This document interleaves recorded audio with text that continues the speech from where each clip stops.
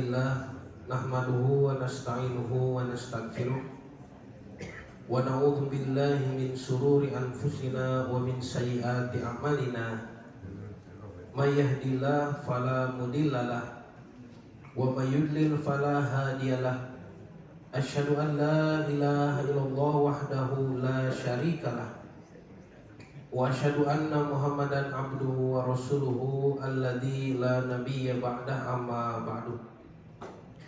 Para hadirin Bapak dan Ibu yang dirahmati Allah, puji dan syukur kehadirat Allah yang Maha Ghafur. Kita bisa dipertemukan kembali dalam keadaan sehat walafiat, sehat yang mudah digunakan untuk ibadah. Di masjid yang kita cintai ini mudah-mudahan apa yang kita laksanakan menjadi salah satu bentuk rasa syukur kita kepada Allah, terutama atas akal pikiran yang diberikan kita gunakan untuk mengkaji ilmu-ilmu Allah. Bapak dan Ibu yang dirahmati Allah, sebetulnya pembahasan ilmu eskatologi Islam sedang berfokus pada saum dan kekuatan, yaitu saum terkait dengan maqasid amah atau target utama pembinaan di bulan Ramadan. Tapi karena ada permintaan dari jamaah, Pak Ustadz tong saum wae cenah bosen. Tos sababaraha Ustadz merangkeut teh saum we cenah. Nu sanes gitu ya. Ya. Jadi kita beralih topik Pak ya. Beralih topik, harusnya hari ini pembahasan rusdun Pak, tentang rosyid ya. Tentang rosyid. Jadi saum itu Allah sebutkan di dalam Al-Quran, di ujung-ujung ayatnya itu apa yang Allah harapkan dari orang yang saum di bulan Ramadan, yaitu sikap takwa, bertambah ilmu, meningkatkan syukur, dan menjadi orang-orang yang rasyid gitu Pak Bu. Mangga telangkung tah bade ngabahas mana apanya. Ada lebih pada uih dewe karena eskatologi, ada satu materi yang jadwalnya disampaikan pertemuan selanjutnya ya, tapi bisa dipercepat, yaitu tentang malam kemuliaan dalam agama Islam dan dalam tradisi Yahudi dan Nasrani. Nah kalau misalkan kita mau bahas itu dulu bisa ya. Jadi malam kemuliaan itu bukan hanya milik umat Nabi Muhammad SAW yang pertama kali, tetapi sudah dimiliki oleh para nabi dan umatnya sejak dahulu kala gitu Pak. Tahu orang eta nya? Nah, orang eta. Padus tuh bosen. Nah Bapak Ibu, jadi judulnya adalah malam kemuliaan. Di bulan Ramadan ini kita diberi informasi oleh Allah Subhanahu wa taala ada yang disebut dengan malam kemuliaan yang kita sebut sebagai Lailatul Qadar. Banyak riwayat menjelaskan bahwa Lailatul Qadar itu malam turunnya Al-Qur'an. Dan Allah Subhanahu wa taala pun di dalam Quran menyebutkan bahwa Al-Quran diturunkan ketika malam Qadar. Namun yang dimaksud dengan Al-Quran turun di malam Qadar bukan berarti malam itu disebut malam Qadar karena turun Quran ya. Tetapi Quran diturunkan di malam Lailatul Qadar. Beda. Perhatikan ayatnya. A'udzubillahi minasyaitonirrajim. Bismillahirrahmanirrahim. Inna anzalnahu fi lailatil qadar. Inna sesungguhnya kami anzalna menurunkan hu itu kepada Al-Quran, kembalinya sesungguhnya kami menurunkan Al-Quran fi itu Pak. Fi itu apa? Pada itu huruf yang menunjukkan tempat atau waktu ya, dorob fi lailatul qadar. Kami menurunkannya pada hari atau pada malam qadar. Artinya malam qadar itu sudah ada, lalu Quran diturunkan di sana, begitu. Seperti Bapak Ibu menurunkan THR fi yaumil idul fitri, itu Pak. Bapak Ibu menurunkan THR pada hari Idul Fitri, itu. Apakah Idul Fitri disebut Idul Fitri karena turun THR? Bukan. Idul Fitri ya pembahasan lain. Al-Quran diturunkan pada malam qadar.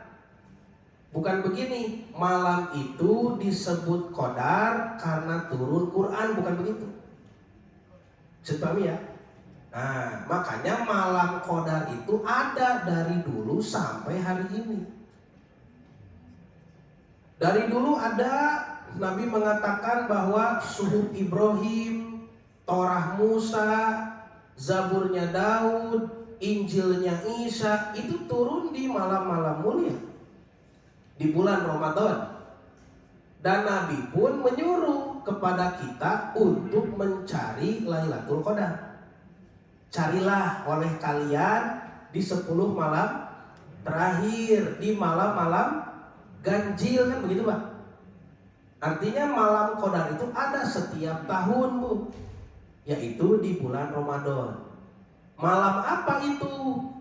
Nah, di surah Al-Qadar tadi Allah menjelaskan malamnya, bukan menjelaskan Qur'annya.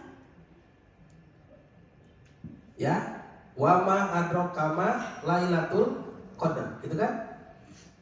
Tahu tidak kamu Lailatul Qadar itu apa? Qur'annya tidak dibahas itu. Lailatul Qadri khairum min alfi syahrin, lebih baik dari 1000 bulan. Kenapa? Tanzilul malaikatu waruhu fihi biidznillah biidni rabbihi min kulli amri. Kan itu malam qadar itu.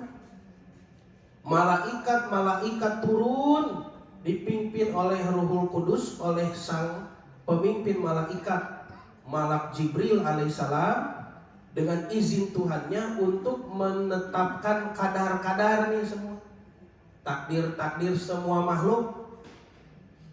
Salamun hiya hatta matla'il fajr.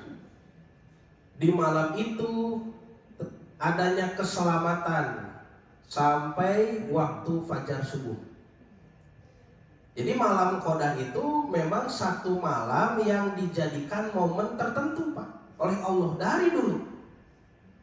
Karena malam itu istimewa, dibaginya qadar-qadar, takdir-takdir makhluk, maka Quran pun diturunkan di malam tersebut gitu Pak. Dipilih oleh Allah. Nah, Bapak Ibu yang dirahmati Allah, maka malam kemuliaan yang kita miliki ini setiap tahun, kalau kita baca di dalam tradisi Yahudi ya, di dalam kitab Torah mereka dan tradisi Nasrani, ternyata mereka pun punya malam kemuliaan seperti kita gitu Pak. Nanti ada hubungannya Bapak Ibu, bahwa Yahudi dan Nasrani malam kemuliaannya diberitakan oleh para nabi terdahulu tidak setiap tahun katanya ya, nanti kita lihat. Kenapa di cover judul ini ada angka 50 Pak? Tuh ya. Kenapa ada angka 50? Ini bukan ulang tahun. Ya. Kenapa ada 50? Karena dalam agama Yahudi dan Nasrani malam kemuliaan itu 50 tahun sekali gitu. Nah, nanti ada satu kitab yang disebut dengan Injil Barnabas. Injil Barnabas menyebutkan bahwa juru selamat terakhir akan menjadikan malam kemuliaan ini menjadi setiap tahun. Itu ada tertulis di dalam kitab mereka. Jadi kalau sekarang kita merayakan Lailatul Qadar setiap tahun, mereka itu tahu bahwa itu kebenaran. Karena tertulis dalam Injil bahwa juru selamat terakhir akan menjadikan malam kemuliaan itu menjadi setiap tahun ada, setahun sekali, gitu Pak. Yang mana sebelumnya belum pernah terjadi. Jadi kalau mereka sekarang melihat umat Islam mencari-cari Lailatul Qadar setiap tahun di bulan Ramadan, mereka sebetulnya iri sekali, itu Pak. Tidak ada kaum yang paling iri dan hasud kepada umat Islam kecuali orang Yahudi dan Nasrani, ahli kitab itu. Nabi SAW bersabda, mereka hasud iri kepada kalian, terutama yang paling mereka hasudi adalah ucapan amin di belakang imam, gitu Pak. Jadi kalau imam menyebut ghairil maghdubi alaihim waladdallin, gitu ya, Bapak Ibu amin. Tak itu mereka ingin punya ibadah seperti itu. Oh iya pisan lah. Cik Bapak teh kalidar waktunya gitunya. Makanya karena tidak ada perintahnya kan.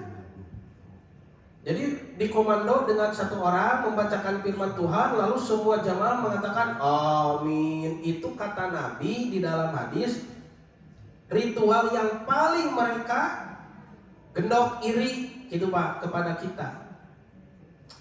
Nah, gitu Pak. Jadi sudah kita bahas di pertemuan sebelumnya ya. Tahun kedua di Madinah itu, mulai saum Ramadan diwajibkan ya. Itu ternyata Allah memutuskan rahmat dengan Bani Israel, dengan Yahudi yang tidak mau mengikuti.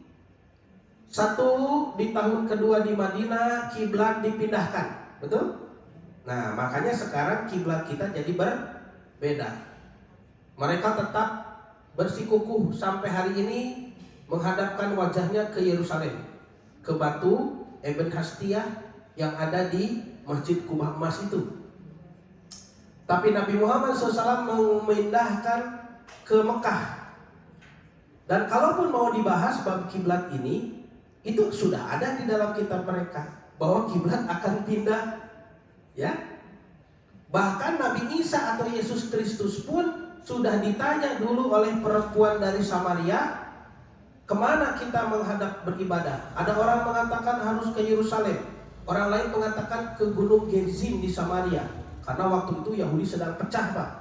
Pecah sehingga punya dua kiblat. Ada yang ke Yerusalem, ada yang ke Samaria. Nabi Isa waktu itu menjawab, dengarkan hai perempuan, akan datang satu masa di mana engkau tidak akan beribadah menghadap ke Yerusalem ataupun ke Samaria. Itu Pak.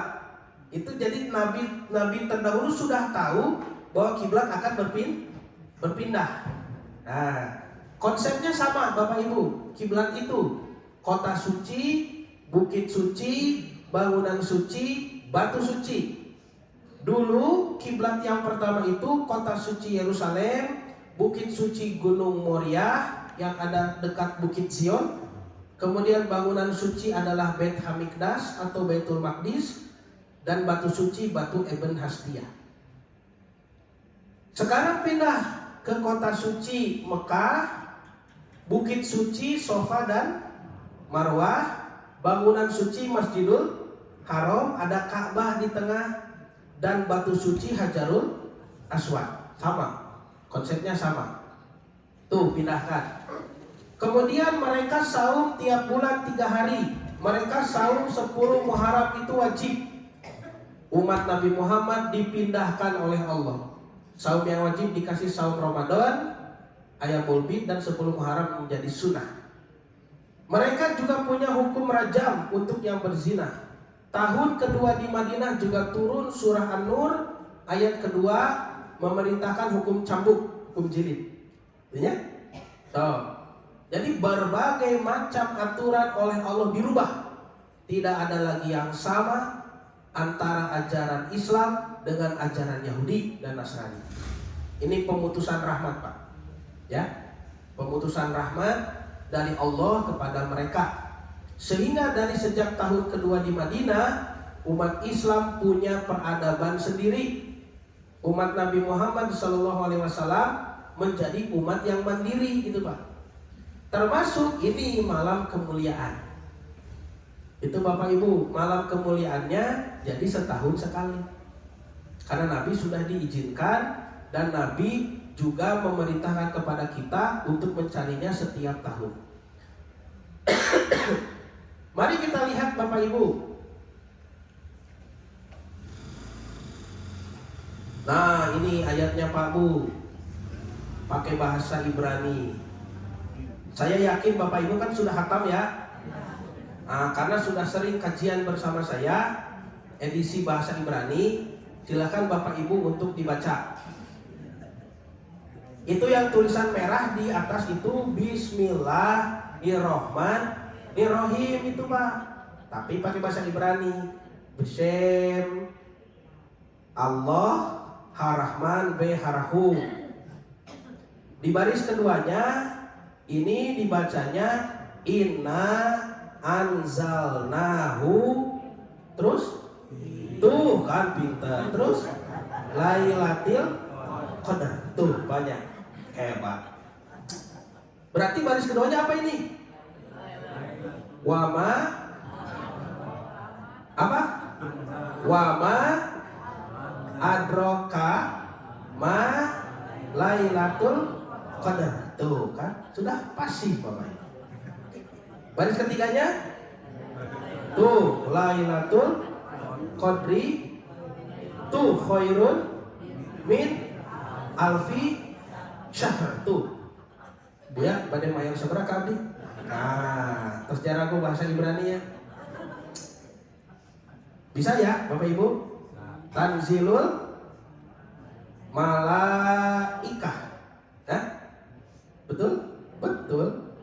Waruhu fiha biidni rabbihi min kulli amrin. Tuh banyak.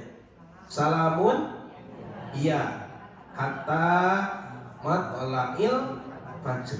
Waduh, mantap Bapak Ibunya. Hebat ya.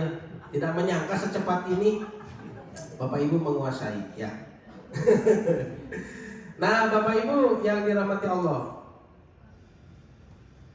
Maka sebetulnya Islam dan Yahudi itu sama-sama menggunakan kalender yang merujuk pada pergerakan bulan Pak Sami.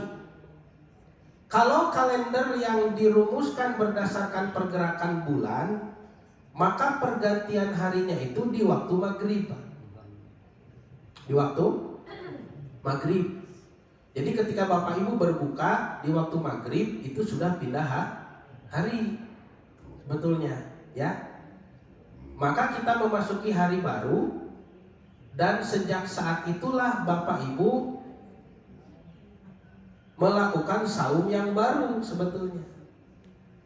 Ingat, maghrib itu bukan memulai saum banyak, tetapi menghalalkan makan minum jima gitu. Dan subuh itu peluit makan minum jima kembali haram. Sedangkan saum kita memulainya dari awal Ramadan diakhiri sampai akhir Ramadan gitu Pak. Bedanya kalau di siang hari kita menahan dari makan minum jima dan akhlak-akhlak yang buruk. Kalau di malam hari kita menahan akhlak buruk saja. Makan minum jima dihalalkan. Jadi Bapak Ibu di malam hari itu masih saum tidak? Masih saum. Saum dari akhlak yang buruk. Karena Allah menghalalkan makan minum jima di surah Al-Baqarah 187. Tidak menghalalkan akhlak yang buruk. Artinya, makanya dari subuh itu bukan memulai saum. Dari subuh itu menyempurnakan saum. Nah, Yahudi pun saumnya begitu. Tapi Yahudi tidak ada keringanan makan minum jima di malam hari gitu Pak. Jadi Yahudi saumnya masih tetap seperti Nabi Muhammad SAW waktu di Mekah gitu Pak. Sampai maghribnya. Nanti dari maghrib makan boleh, lalu saum lagi. Kan begitu ya? Nabi dulu di Mekah begitu, saum Ayyamul Bid itu. Dengan saum Ramadan ada keringanan. Makan minum jima boleh di malam hari sampai subuh. Kalau Yahudi tidak ada keringanan. Makanya kalau Yahudi mau diringankan saumnya masuk Islam. Karena di dalam hukum Torah tidak ada. Ya, adanya di dalam Quran. Nah, mereka juga punya kalender, Pak. Kalendernya tapi bukan Muharram Safar, Rabiul Awal bukan. Kalender mereka itu disebut kalender Nisan. Bulan pertamanya bulan Nisan. Tamata ayo mobil mereknya Nisan. Tanya, itu perusahaan siapa itu? Nisan. Tidak naon mah, nggak pada nganggo mobil Nisan mah. Nah, disebut Halwa Hibrid, kalender Ibrani gitu Pak. Dalam tradisi Yahudi, kalender ini sudah dihitung katanya dari zaman Nabi Adam begitu. Menurut pengakuan mereka ya. Benar atau tidak? Wallahu a'lam. Jadi sekarang sudah tahun 5000 Pak. 5781. Ada juga yang berpendapat ini dihitung dari sejak banjir Nabi Nuh, gitu Pak.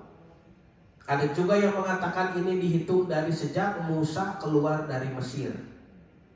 Nah, maka inilah kalender mereka ibu-ibu, bapak-bapak. Bulannya beda tuh. Nisan, Iyar, Sipan, Tamuz, Ab, Elul, Tisri. Tisri ini kalau tidak salah di kita seperti Muharram.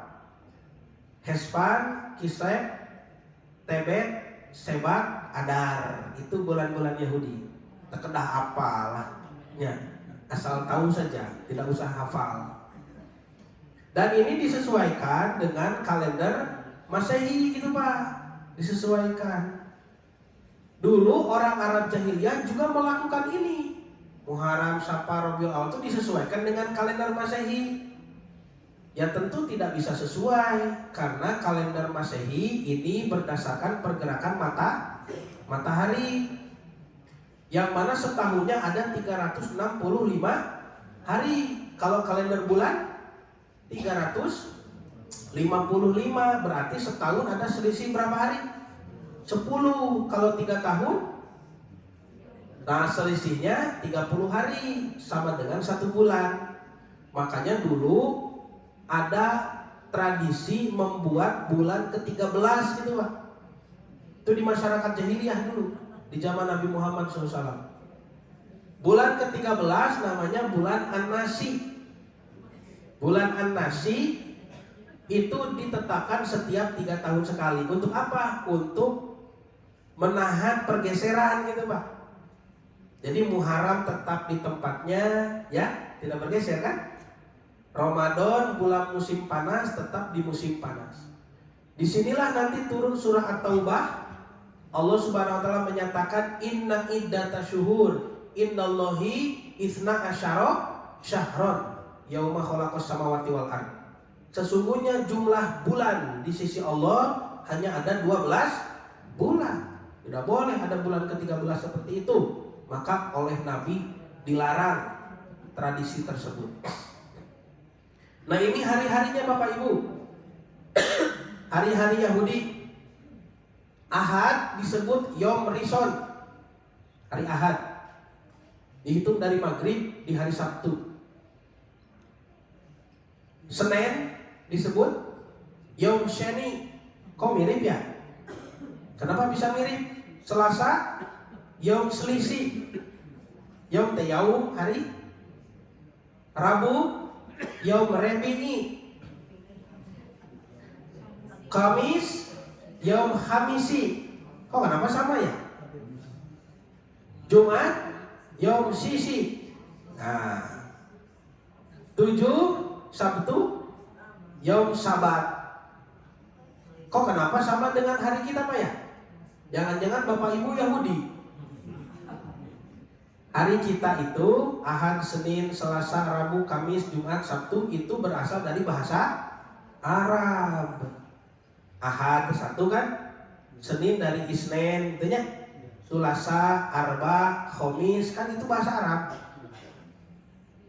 Dan bahasa Arab itu adalah sepupunya bahasa Ibrani, bahasa Yahudi, satu rumpun. Seperti bahasa Sunda dengan bahasa Jawa. Nah, di sini ada orang Jawa?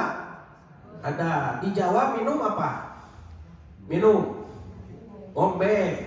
Nah, di Sunda juga ada ombe. Sami ya tante Pak, sama-sama pakai air itu. Kan di Jawa mah manyur nu luhur, di Sunda mah manyur nu handap. Gitu. Sami satu rumpun. Kalau di Jawa bekal itu disebut apa? Sangu nyapanya. Di Sunda mah sangu teh naon? Nasi, kezo nya di Sunda mah. Nasi. Mungkin nenek moyang kita dulu ke kebun bekal nasi begitu. Orang Jawa lihat dari segi bekalnya, orang Sunda lihat dari barangnya. Nah, disebut sangu gitu Pak. Dulunya sagu kan begitu. Karena makanan orang tua kita dulu sagu. Nah, saya orang Sunda asli Pak, tapi istri saya orang Jawa, Jawa Timur, wong Jember. Nah, saya kalau ke rumah istri, ke rumah mertua, kadang ada yang paham dengar bahasa Jawa, kadang juga tidak paham, kadang bingung banyak. Seperti misalkan kata ibu mertua, mangan dulu. Ya Bu, pas ke dapur, iki jangan, iki jangan, iki jangan. Nah, segala ulah sih kok ditadahar. Ternyata jangan teh naon. Kalau di Sunda yang mirip apa kosakatanya? Angen, nah gitu. Di Sunda mah angen, di Jawa mah jangan. Iki jangan, segala ulah. Ya.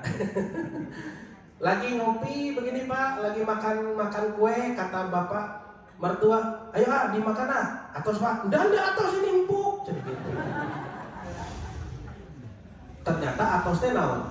Gelasnya gitu Pak, atos teh. Gelas Pak gitunya. Tuh sama ya, satu rumpun. Ini pun sama, bahasa Arab dengan bahasa Ibrani satu rumpun. Terus Pak. Nah, di antara 7 hari ini yang paling istimewa bagi Yahudi adalah hari Sabtu Pak Bu. Yang disebut dengan hari Sabat. Hari Sabat itu hari apa? Hari raya mingguan. Kalau umat Islam hari rayanya apa? Jumat. Makanya pesantren itu liburnya hari Jumat. Kalau Yahudi liburnya hari Sabtu. Kalau Kristen liburnya hari Minggu. Tuh Pak.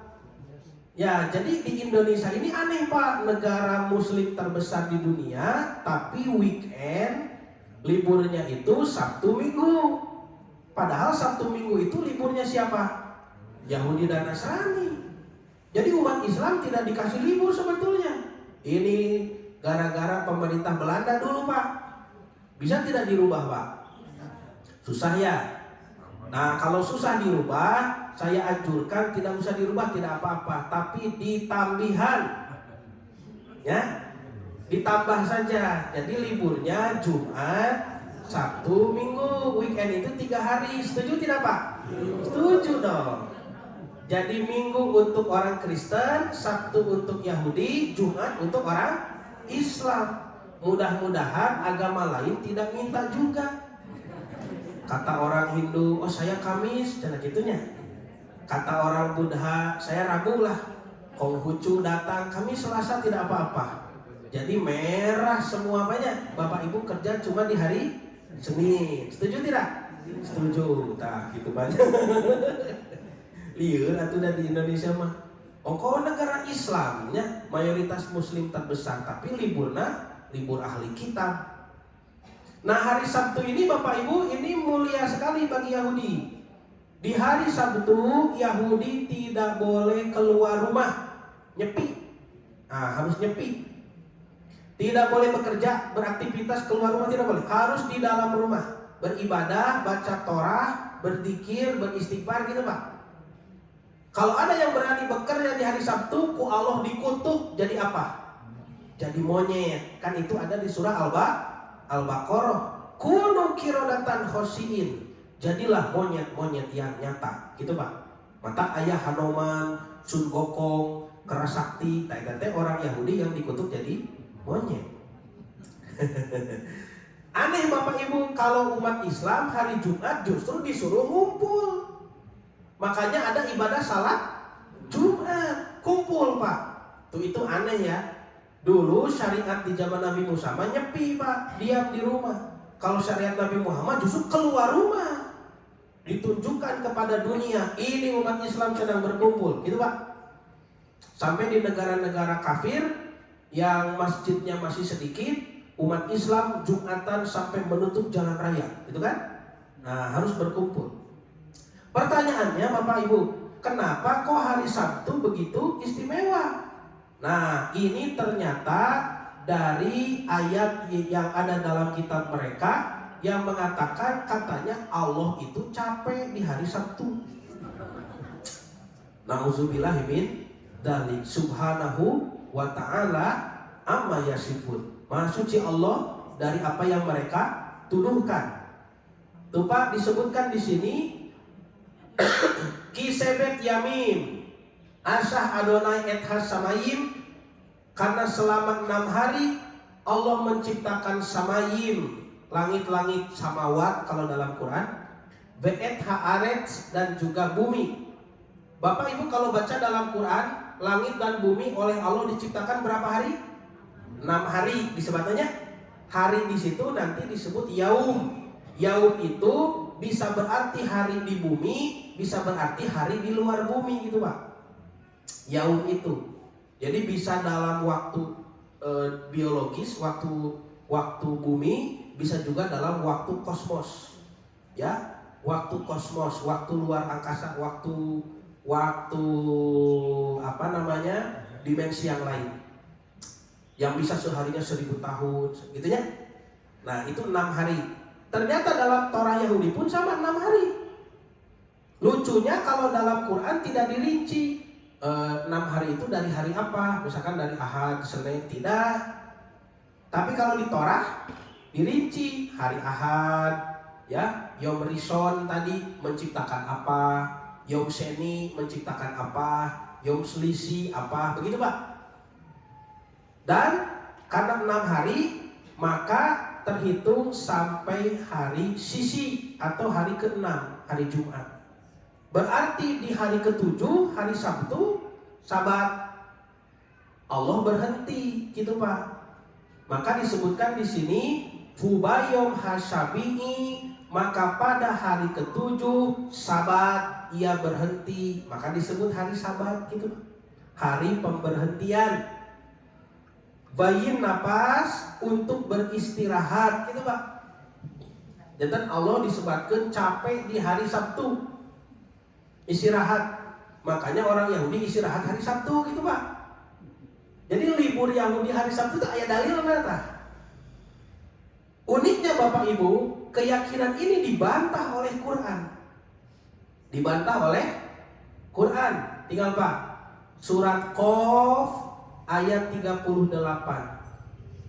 A'udzubillahi minasyaitonirrajim. Ini Allah marah ini. Allah marah, lihat Pak. Disebut capek hari Sabtu.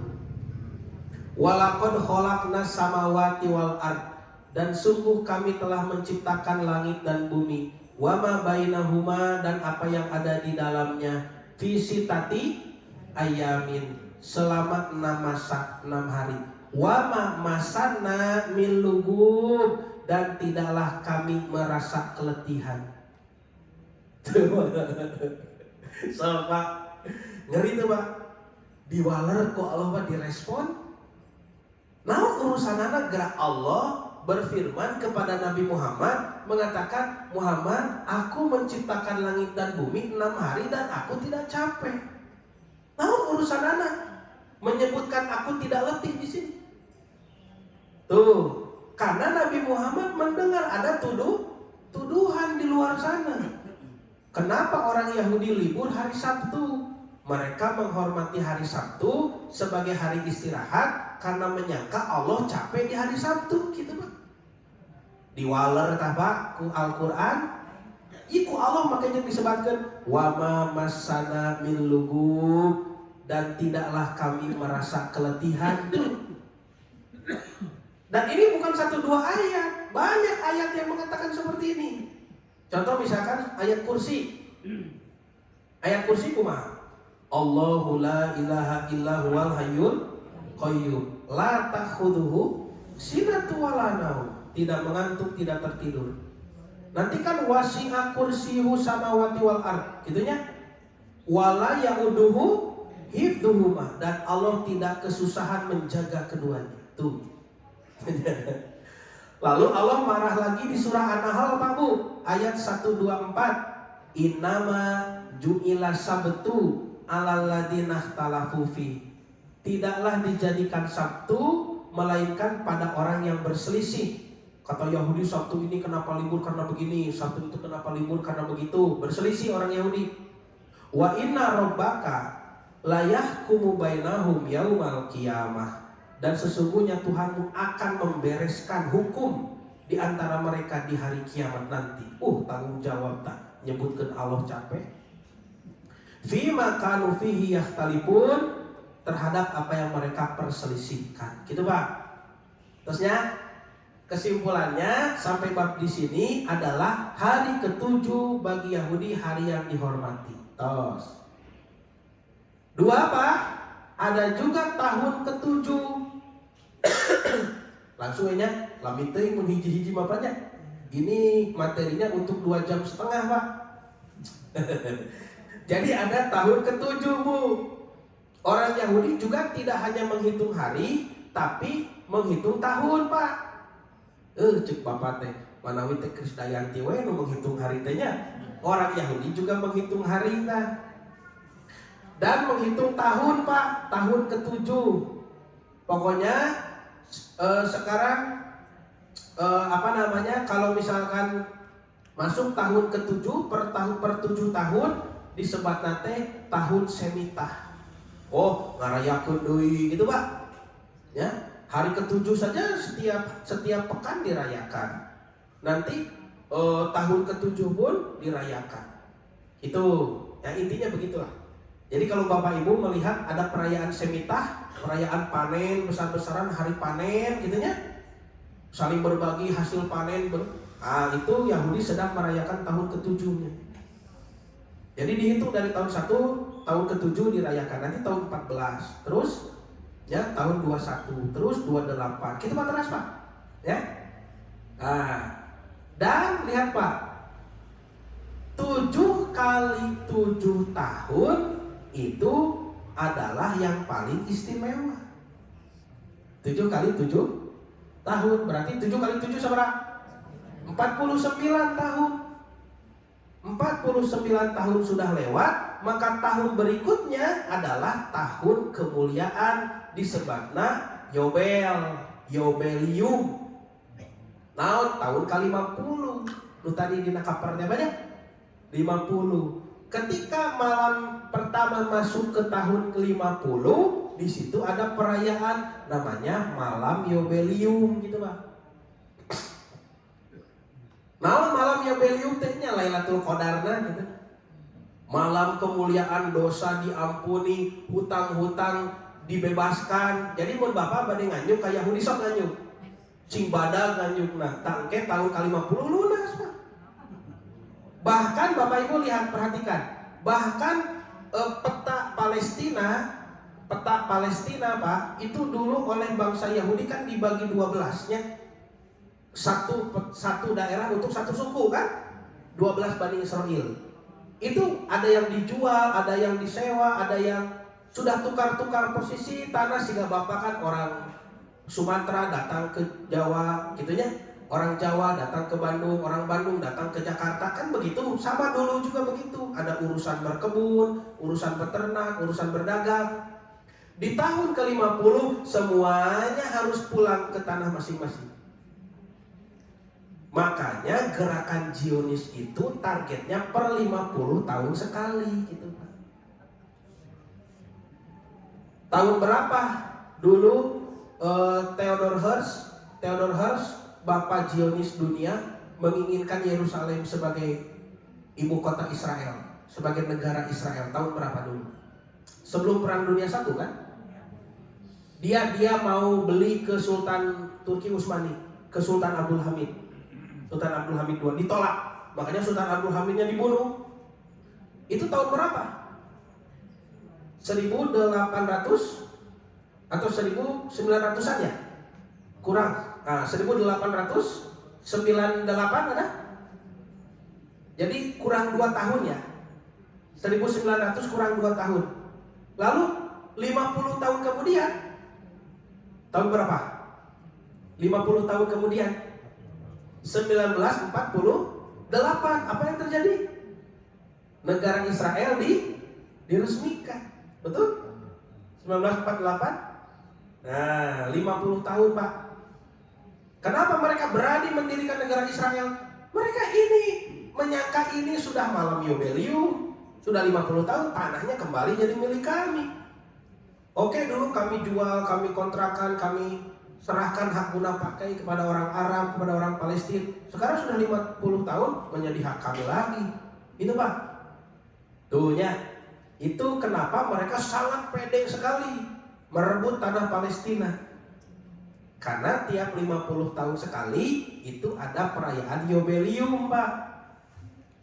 Perayaan yubelium. Tuh. Ini sekilas lah ya ayatnya, dibaca sekilas saja. Selanjutnya engkau harus menghitung 7 tahun Sabat. Yakni 7 kali 7 tahun, ya. 7 kali 7 tahun. Sehingga masa 7 tahun Sabat sama dengan 49 tahun.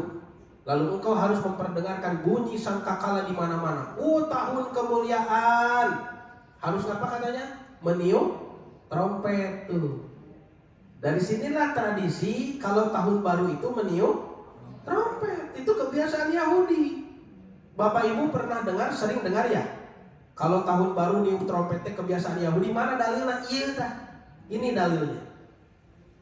Ini buktinya dalam kitab Torah mereka bahwa setelah 49 tahun engkau harus memperdengarkan bunyi sangkakala di mana-mana. Dalam bulan yang ke-7 pada tanggal 10 bulan itu pada hari raya pendamaian. Nih perayaan yubelium, semua dosa diampuni gitu Pak. Semua hutang dibebaskan, budak-budak dibebaskan, kebun-kebun tidak boleh diakui, silahkan dijarah. Mau makan kebun siapa juga boleh. Karena tanah ini kembali jadi milik pemiliknya. Itu Pak. Kamu harus mengkuduskan tahun yang ke-50 dan memaklumkan kebebasan di negeri itu. Bebas. Makanya orang Palestina tidak diakui memiliki tanah Palestina itu. Nah, terus 50 tahun keluar. Gitu Pak. Nah, maka bagi segenap penduduknya itu harus menjadi tahun Yobel. Yobelium, bahasa Inggris nama Jubilee. Ya. Jubili bagimu dan kamu harus masing-masing pulang ke tanah miliknya. Tentunya. Makanya pada pulang ke Palestina dan kepada kaumnya. Tahun yang ke-50 itu harus menjadi tahun Yobel bagimu. Tuh, ini perayaan terbesar umat Yahudi 50 tahun sekali. Jadi nu maot satu acan tahun 50 teu kealaman gitu Pak. Mohon. Ada apa di malam Yobelium, perayaan Yobelium 50 tahun sekali? Tuh tinggalnya kalau hitungan hari ke-7 Sabat harian. Kalau hitungan tahun ke-7 Sabat tahunan. Ini semitah tadi hasil panen dirayakan. Kalau 7 kali 7 49 masuk tahun 50. Itu tahun Yobel puncak Sabat gitu Pak. Menurut Yahudi ya? Menurut Yahudi. Ada apa di sana? Pembebasan lahan tanah garapan. Pembebasan hutang-hutang orang Yahudi. Oh, gini nu bebas teh hutang Yahudi lain hutang Bapak. Bapak mah anggar we dietang sama tanahna gitu. Kan orang Yahudi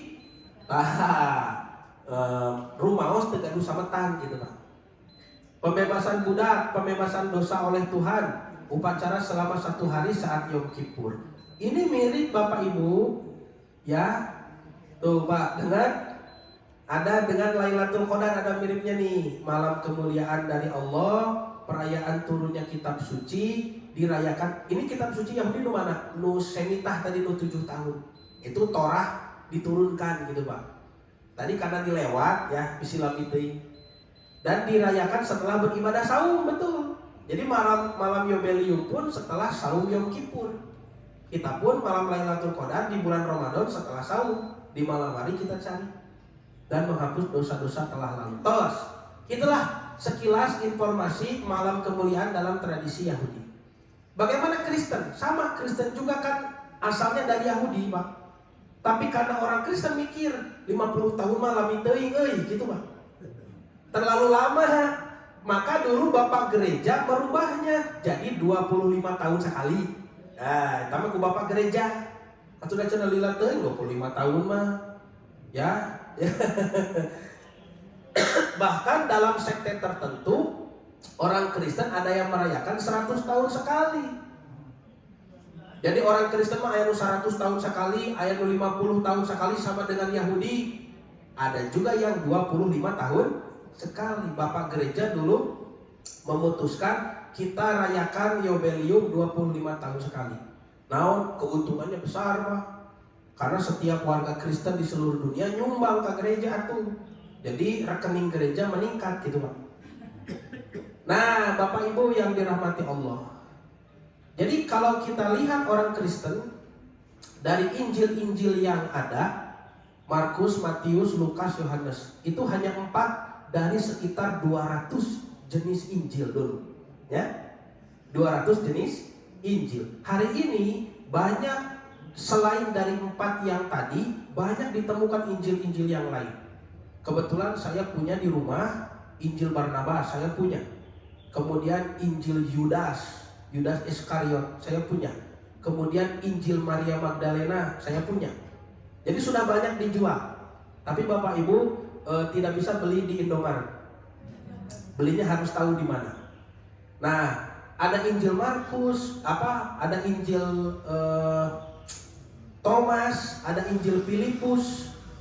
Itu banyak, Pak, Injil itu 200 macam dulu. Ya. Nah, di antaranya adalah Injil Barnabas. Ini Injil Barnabas, Bapak Ibu. Injil Barnabas, ya, yang ditemukan di daerah Turki. Mohon. Kemudian kalau Injil Thomas ditemukan di daerah Mesir. Itu orang Kristen, orang Kristen itu nyindir, Pak. Barnabas ketemu di Turki, ya iyalah, Turki kan negara Islam, itu banyak. Injil Thomas ditemukan di Mesir, ya iyalah, Mesir kan Islam, itu banyak. Dasar inilah kalau kurang pendidikan itu begitu. Turki dan Mesir jadi Islam itu sejak kapan? Itu kan jauh setelah zaman Nabi Muhammad SAW. Sedangkan Barnabas dan Injil Thomas yang ditemukan di Turki dan di Mesir ini berasal dari masa sebelum itu. Berasal dari masa sebelum Nabi Muhammad. Dulu Turki itu di masa sebelum Nabi Muhammad itu negara apa itu Turki?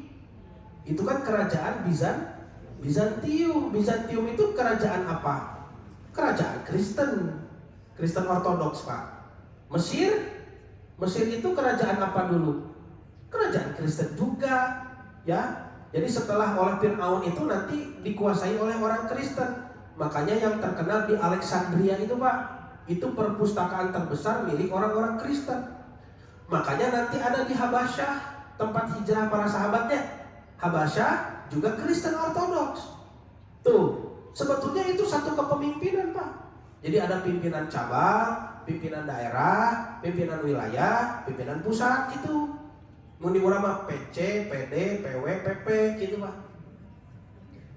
Pimpinan cabang Kristen Ortodoks mana? Habasyah eta.